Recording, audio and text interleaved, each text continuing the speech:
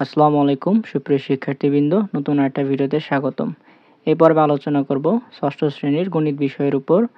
গত পর্বে আমি অলরেডি সংখ্যার গল্প এই অধ্যায় নিয়ে আলোচনা করেছি, যেখানে আমি পরীক্ষা আসার মতো খুব কমন প্রশ্ন নিয়ে আলোচনা করেছি, যেটা যদি তোমরা প্র্যাকটিস করো পরীক্ষায় যদি একেবারে হুবহু নাও আসে, কিন্তু এর অনুরূপ আসার সম্ভাবনা খুব বেশি। সো সেই ধারাবাহিকতায় এই পর্বে আমি পূর্ণ সংখ্যার জগৎ এটা নিয়ে আলোচনা করব। সো এখানে কাজ একে কি বলা আছে যে এটা একক কাজ, নিচের সংখ্যাগুলোর সংখ্যারেখা স্থাপন করো। সো এখানে 5টা সংখ্যা দেওয়া আছে, এগুলোকে সংখ্যারেখায় স্থাপন করতে হবে। সো এর জন্য প্রথমে আমি একটা সংখ্যারেখা আঁকাই নিই। সো তোমাদের বোঝার সুবিধার্থে এখানে আমি একটা সংখ্যারেখা ড্র করে নিলাম, -10 থেকে +10 পর্যন্ত। সবসময় যে এই রেঞ্জে আঁকাতে হবে তা না, এটা তোমাদের এখানে যে সংখ্যা দেওয়া থাকবে সেই অনুযায়ী আঁকাবা, যাতে যে সংখ্যাটা আঁকাবা সেটা যাতে এই সংখ্যারেখায় থাকে। যাই হোক, এখানে আমি +5 এর এটা যদি দেখাই প্রথমে, তাহলে +5 কোথায় পাবো আমি? এই 0 থেকে শুরু করে ডান দিকে যদি যাই, অর্থাৎ মনে রাখবা ডান দিকে হলো প্লাস পাওয়া যাবে আর বাম দিকে গেলে কি পাবা? মাইনাস পাবা। মানে 0 থেকে ডানে গেলে প্লাস, বামে গেলে মাইনাস। তাহলে যেহেতু +5, তাহলে 0 থেকে কয় ঘর ডানে যাব? 5 ঘর। অর্থাৎ এই যে এখান থেকে এইটা গেলে হলো 5। তাহলে এটাকে আমি মার্ক করলাম। তাহলে এটা হয়ে গেল আমাদের প্রথমটার অ্যান্সার। পরেরটা -8 থেকে বাম দিকে যাব। তাহলে বাম দিকে যদি যাই তাহলে এই যে -8। তাহলে এটার আমরা পেয়ে গেলাম, এটাকে আমরা গোল করে মার্ক করব। তাহলে এটারও অ্যান্সার হয়ে গেল। -6 সিমিলারলি বাম দিকে যাব, এটা হলো এই যে 6 -6। তাহলে এই ঘরটাকে বা এই পয়েন্টটাকে আমরা এভাবে মার্ক করব। তাহলে এটাকে সংখ্যারেখায় স্থাপন করা হয়ে গেল। আর এই 0 থেকে চাইলে এই মার্ক করা পর্যন্ত একটু গাঢ় করে দেখাতে পারি, যে এরকম একটু গাঢ় করে দেখাতে পারি। সিমিলারলি +3 হলো এই যে এটা ডান দিকে 0 থেকে ডানে, এরপর হলো -4, এটা হলো 0 থেকে বামে, এই যে। সো আশা করছি কাজ 1 বুঝতে পেরেছ। এখন আলোচনা করব কাজ 2 নিয়ে। এটাও একক কাজ, বলছে চিহ্নের সাহায্যে ছোট বড় নির্ণয় করো। চিহ্ন বলতে এখানে কি বোঝাইছে? যে এই যে লেস দেন অথবা গ্রেটার দেন, অর্থাৎ এই চিহ্ন ইউজ করে কি করতে হবে? আমাদেরকে এই 3টা প্রশ্ন সলভ করতে হবে। তাহলে একটা সংখ্যা ছোট বড় এটা আমরা কিভাবে বুঝবো? যে সংখ্যা রেখায় যদি আমি জিনিসটাকে একটু বোঝাই সংখ্যা রেখার সাহায্যে, এটা 0 1 2 3 -1 -2, আচ্ছা এই পর্যন্ত রাখলাম, -3। এখন এই 0 থেকে, এটা হলো আমাদের মূল পয়েন্ট, এই 0 থেকে শুরু হয় ডান দিকে যদি যাই তাহলে প্লাসের গুলা পাবো, আর এই 0 থেকে যদি বামে যাই তাহলে মাইনাসের গুলা পাবো। এখন যে দুইটা সংখ্যা নিয়ে কম্পেয়ার করব বা যে দুইটা অঙ্ক নিয়ে কম্পেয়ার করব, যেমন আমরা যদি এইটা আমরা অবশ্যই জানি যে 2 এবং 3 এর মধ্যে কে বড়, এটা সবাই বলতে পারবে 3 বড়। কারণটা কি? 3 2 এর ডানে অবস্থিত। অর্থাৎ কোনো দুইটা সংখ্যার বা অঙ্কের মধ্যে যদি আমরা কম্পেয়ার করতে যাই কে বড়, তাহলে যে বেশি ডানে অবস্থিত সে বড়। অর্থাৎ এই ডানেরটা হলো বড় আর এই পাশেরটা হবে কি? ছোট। তাহলে এখন -3 এবং -2 আছে। তাহলে এই যে -3 হলো যে এইখানে আছে, আর হলো +2টা কোথায় আছে? এইখানে আছে, এই যে এইখানে। তাহলে এই দুইজনের মধ্যে কে বেশি ডানে অবস্থিত? +2টা হলো ডানে অবস্থিত। তাহলে +2টা হলো বড়। আর যে বড় তার দিকে হলো এই যে এটাকে যদি আমরা 3টা পয়েন্ট চিন্তা করি, যে 1টা পয়েন্ট, 2টা পয়েন্ট, 3টা পয়েন্ট। যে বড় তার দিকে 2টা পয়েন্ট মানে বেশি পয়েন্ট থাকবে। তাহলে তখন চিহ্নটা হয়ে যাবে এরকম। এখন ক নাম্বারটা সলভ করা হয়ে গেল।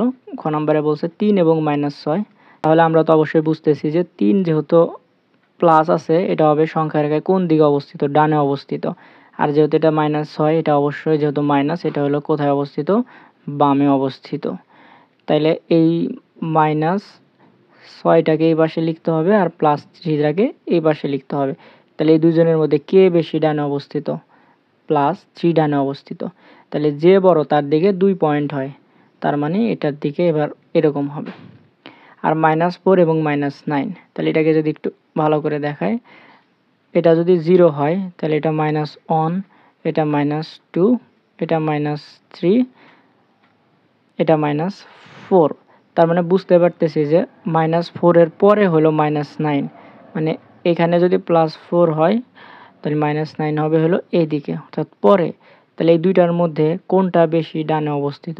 এই দুইটার মধ্যে -4 বেশি ডানে অবস্থিত। তার মানে -4টা কী হবে, -9 থেকে বড় হবে।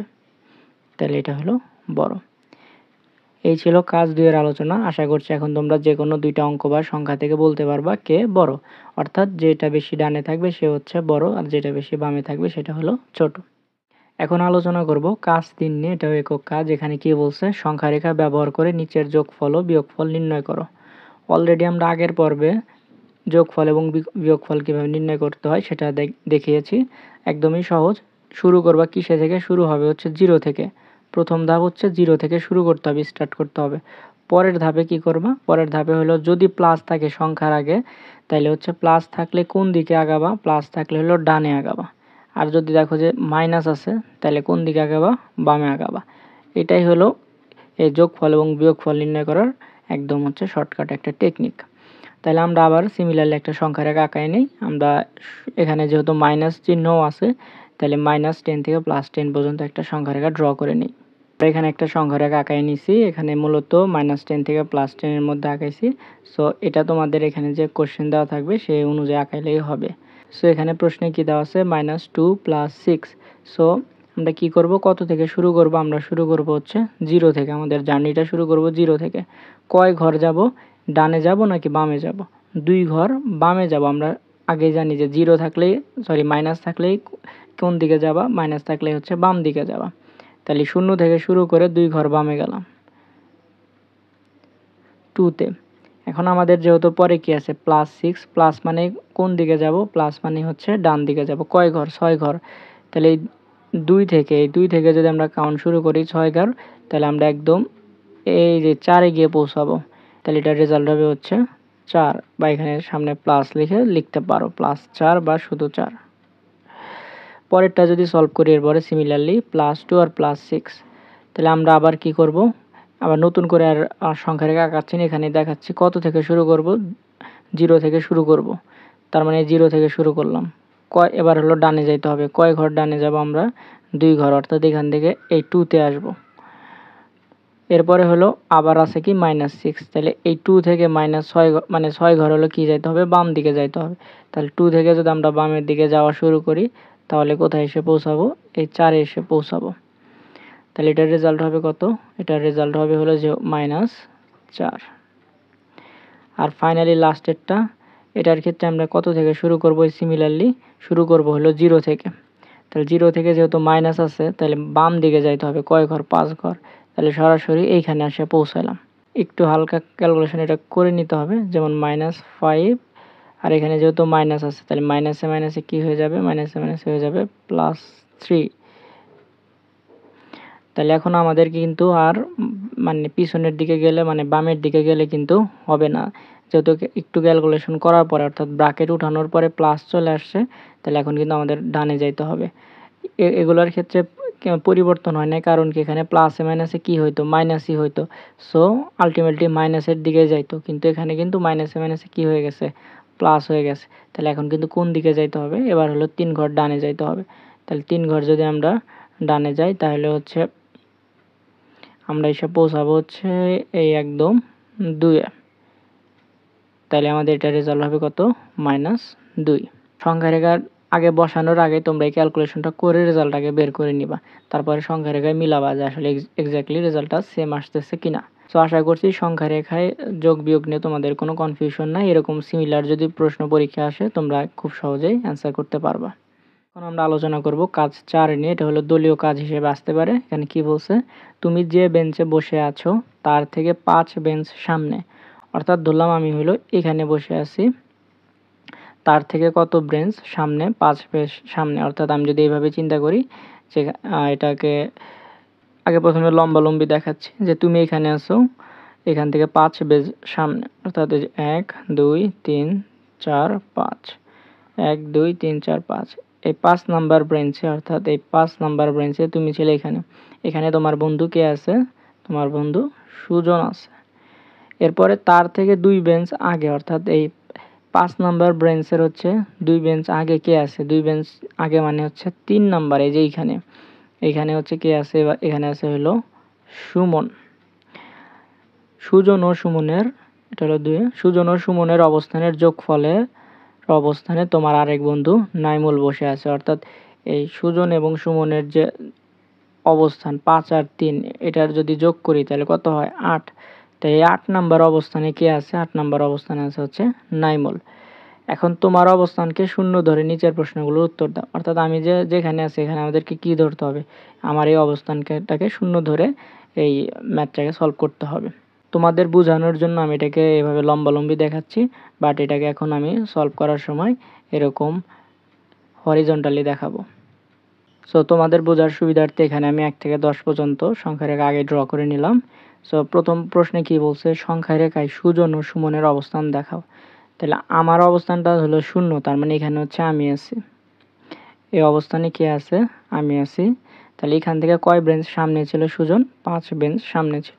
তার মানে হচ্ছে আমি এখান থেকে ডান দিকে কত যাব? 5 ঘর যাব। তাহলে এই যে এখানে চলে আসলাম। এটা হলো কে আছে? এখানে আছে হচ্ছে সুজন। এরপরে কি বলছে যে তার থেকে 2 বেঞ্চ আগে, অর্থাৎ এই 5 নাম্বার বেঞ্চের 2 নাম্বার বেঞ্চ আগে আছে হচ্ছে সুমন। তাহলে এর থেকে 2 নাম্বার বেঞ্চে যদি আগে আসি তাহলে কত নাম্বার বেঞ্চ পাই? 3 নাম্বার বেঞ্চ। এখানে কে আছে? এখানে আছে হচ্ছে সুমন। এই হলো আমাদের প্রথমটার সলিউশন। আশা করছি বুঝতে পেরেছো। এখন আমরা দ্বিতীয়টার সলিউশন করব। এখানে কি বলা আছে? সংখ্যা রেখার সাহায্যে নাইমুলের অবস্থান নির্ণয় করো। অর্থাৎ এখন আমরা হলো নাইমুলের অবস্থানটা নির্ণয় করব। সো তোমাদের বোঝার জন্য আবার নতুন করে আমি সংখ্যা রেখা আঁকছি। তাহলে প্রথমটার সলিউশনে আমরা কি দেখেছি যে এই শূন্য অবস্থানে কে ছিল?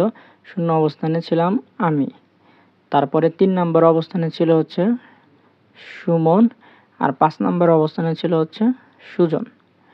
এখন প্রশ্নে কি বলছে যে নাইমুলের অবস্থানটা দেখাতে। তাহলে নাইমুলের অবস্থানটা কোথায় ছিল?